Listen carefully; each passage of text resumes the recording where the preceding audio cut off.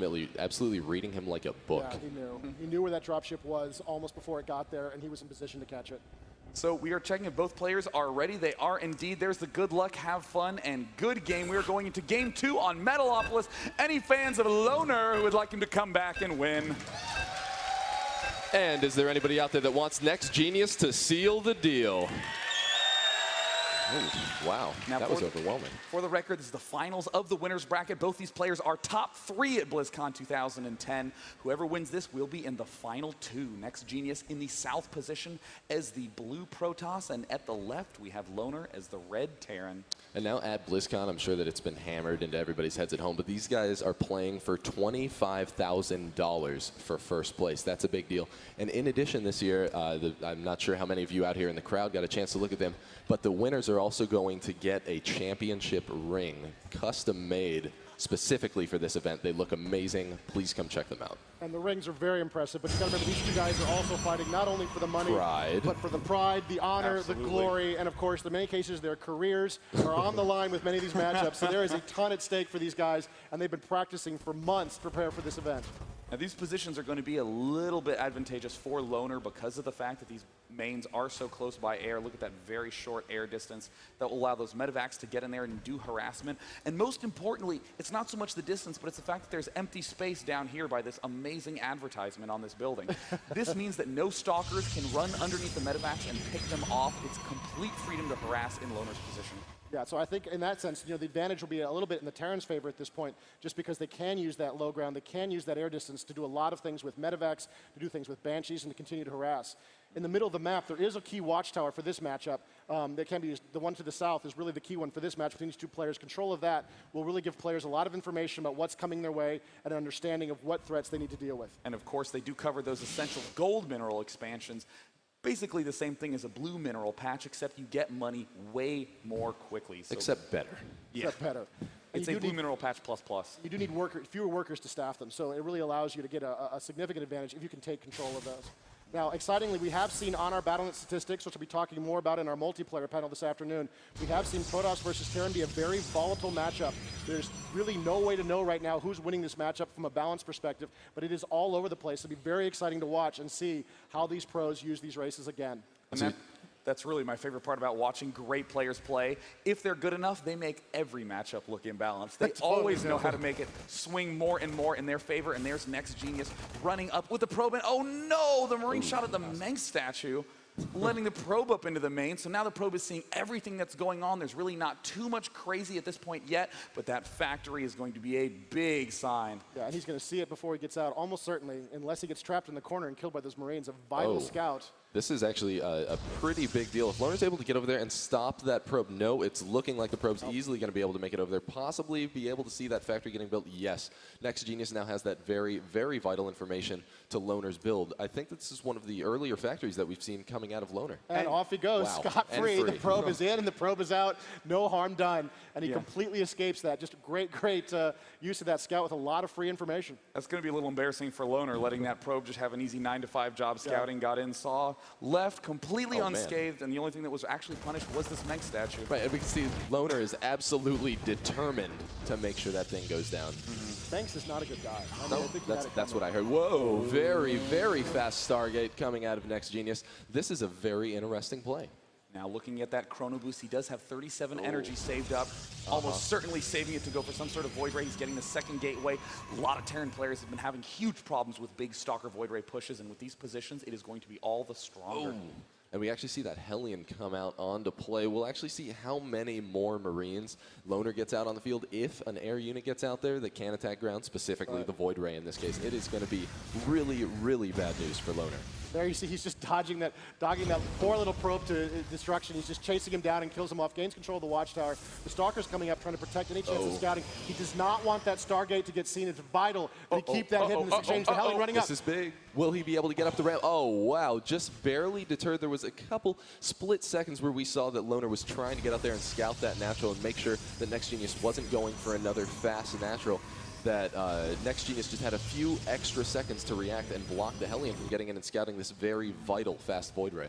This could literally be the whole game right here, whether or not he managed to see that Stargate and do anything about it. He's got a decent number of Marines in play, but we have seen Marines overpowered by Void Rays before. And here comes the Stalker out, trying to regain control of that Watchtower, and the Hellion moving down, hoping again to get a chance to see what's coming out of the Terran base. And now we see a draw. Whoa, just as NEXGenius starts to move across that Void Ray. Oh, okay, just kidding. Wow, almost as though Loner saw the Void Ray coming for him. Now unloads all of the Marines back in his base and goes up to defend that Void Ray. The Void Ray is now going to be forced to retreat, trying to get up a couple shots, but that's not going to work too well for him. Wow, NEXGenius still staying very, very aggressive with that. Oh, and the Marines are going to be able to scare it away.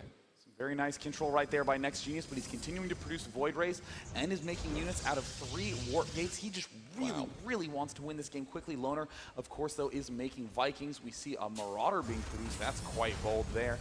But again, he does want to make sure he doesn't die to any sort of 3 Warp Gate. Oh no, picking off the Viking, and now it's being charged in, and again, NEXGenius might be able to escape without taking too much damage, but that Viking kill was pretty huge. Right, just picking away at him a little bit, using that cliff edge to his advantage and using those Void Rays. It's a very powerful position he's here in many ways. If he keeps the harassment up, he might be able to do some damage.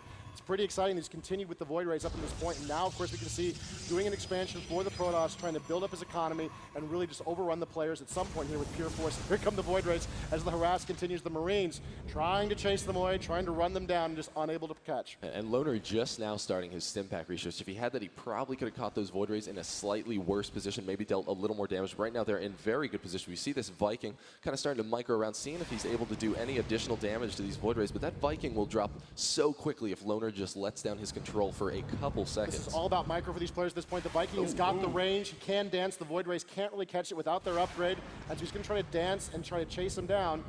And here he goes, coming over the base, a little dangerous. If any Stalkers happen to be in the area, he could be in some trouble. He's getting a little pinned against the corner here as the Void Rays close in. Powering up against the Viking. The Viking taking a beating here as it flees for its life. Unable to escape. The Viking is destroyed, and the Void Rays once again have some control in the sky. It looks like more barracks going down for Loner. He waited an extremely long time to move that command center because he just did not feel safe from that harassment. And once that stim finishes, that's when Loner is finally going to get a little bit of a breather. That's when he's going to realize that he can deal with those Void Rays well. But of course, NEXGenius already has that expansion up. Great sign of a good player. No matter what happens, there always seems to be another expansion getting itself planted down. Observer almost finished as well, so that way he can do a little bit more peering inside of his opponent's base. And really, Loner is doing a good recovery despite NEXGenius' very strong harassment. And NEXGenius still being very, very persistent with his harassment as well, but Loner again doing a great job trying to micro away that Viking. Oh, and one of the Void Rays gets onto it. Will it go down? Only 25 HP remaining. A very, very narrow escape for Loner. Just barely escapes. No doubt that Viking will be getting some repairs as he prepares for the next inevitable Void Ray harassment at this point. Let's look at the economy tab right now. We can see the resources working out definitely in favor right now for the Protoss. The Terran having staffed a little bit late right at this point, but still fairly even on harvesters, actually. It looks like he was building SCVs throughout that process, almost in a dead heat. So despite the fact the Protoss economy sort of got off to an earlier start there, I don't know if it's going to make that much difference at this point. It looks like he's still managing to keep up. And this is interesting, a transition into Phoenixes. A lot of players are thinking that Phoenixes will be the next big unit in this matchup because it will let you control the skies, no more problems with medevacs, and you can even deal with the Vikings. And most importantly, they do reinforce those Colossus, and here's the robotics bay coming down, but the big danger is that only 3 gateways for NEXGenius does not have that many units to deal with this huge push by Loner. Look at that Marine count. Wow. Yeah, that's a big army for the Terrans, and God, the harassment just won't stop. Here we go, the Vikings powering through, trying to fight, and the Phoenix dancing in, giving fire support to the Void Rays. The Phoenix will protect those Void Rays and allow them to continue the harassment. As long as he can get that Viking away from the Marines, he can keep it up.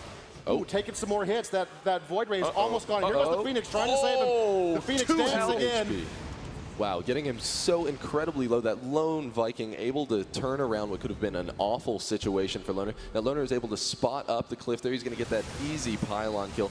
And right now, NEXGenius really doesn't want to move around his army too much. He's going to absolutely just have to let that pylon go down. A very safe move from Loner. In the meantime, it looks like that range upgrade for Colossus is coming out. One Colossus should be on the field. There it is. And in the meantime, NEXGenius is gearing up to take another expansion, making a nice little field of pylons so we can continue to warp in units to reinforce that expansion later on. Phoenix is now getting a chance to poke around in the main and see exactly what's up. Engineering bay going down for Loner.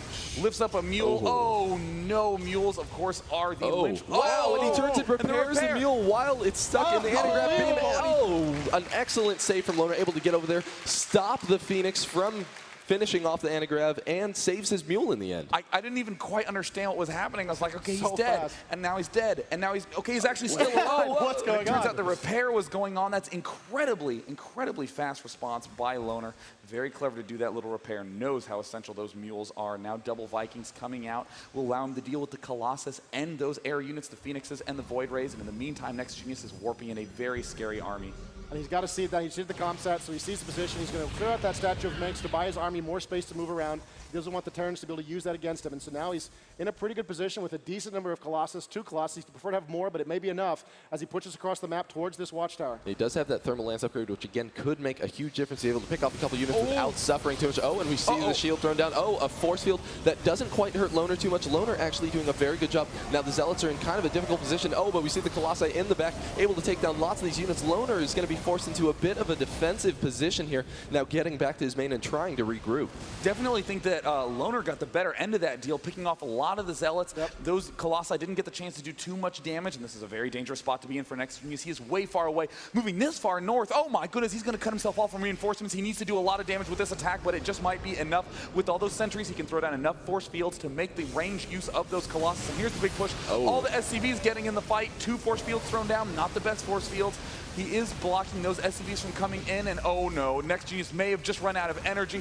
Oh, Loner is going to be able to sprint up and stim and pick off these retreating units. Wow, and those units are now headed, as you can see, across the right side of the map, which is away from additional reinforcements. So if we see Loner possibly make a pretty strong power play and move down onto the map, nope, not a good time for him to do that. Doesn't really have enough units right now to establish that map control that he might really be wanting. And if we take a look down in that lower right-hand corner of the map, we can see that NEXGenius right now does have his second expo up, or coming.